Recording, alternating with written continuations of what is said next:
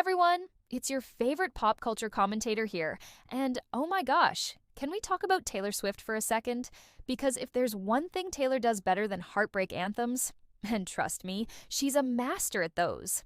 It's building an absolute empire out of glitter, guitars, and sheer Swiftie devotion.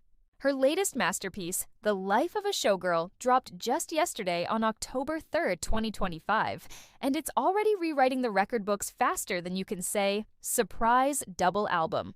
According to early reports from Forbes and Billboard, this dazzling 12-track pop extravaganza is on track to sell over 1 million units in its first week alone. Yes, you heard that right, 1 million.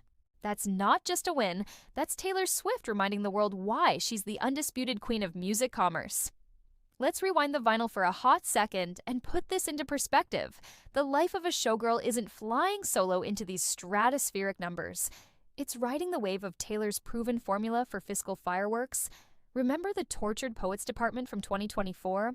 That poetic powerhouse raked in a jaw-dropping $230 million in its debut week, blending raw emotion with resale frenzy that had fans camping out for variants like it was the last ticket to the Eras Tour. And don't get me started on Midnights back in 2022.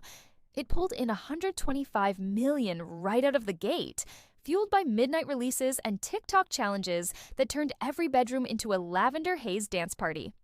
But The Life of a Showgirl? It's smashing expectations even harder.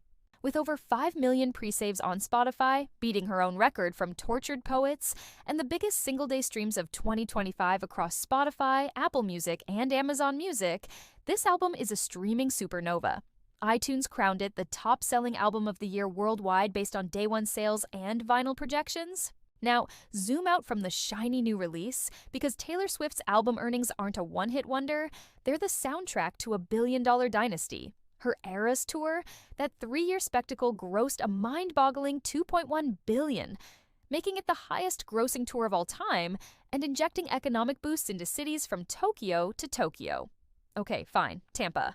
We're talking sold-out stadiums, friendship bracelets flying off merch tables, and a ripple effect that added billions to local economies through sheer fan frenzy. Then there's the re-recording revolution. Those Taylor's versions of her early catalog didn't just reclaim her masters, they supercharged streams by a whopping 300%, turning nostalgia into cold, hard cash. Every vault track drop feels like Christmas for Spotify and Apple, with royalties pouring in like confetti at a Reputation-era party. And let's not forget the man behind the megaphone, fiancé Travis Kelce.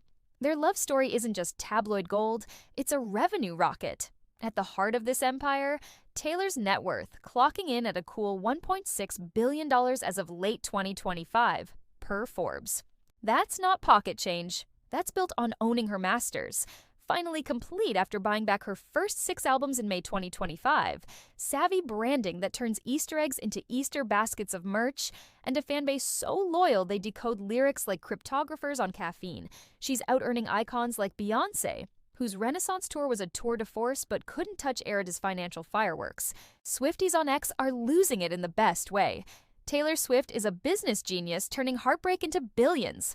One fan tweeted, while another hailed her as the Swiftonomics queen after the iTunes domination went viral. Hashtags like "TS the Life of a Showgirl" are trending worldwide, with posts celebrating midnight Target raids and pop-up parties in NYC and LA. What I love most about Taylor's reign?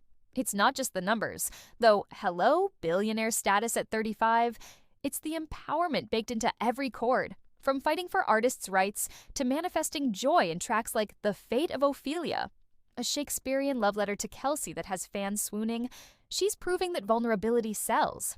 The Life of a Showgirl isn't just an album, it's a victory lap for a woman who's turned the music industry into her personal stage, complete with trapdoors for the haters and spotlights for the superfans. So here's to Taylor Swift, the showgirl who's made show business her empire.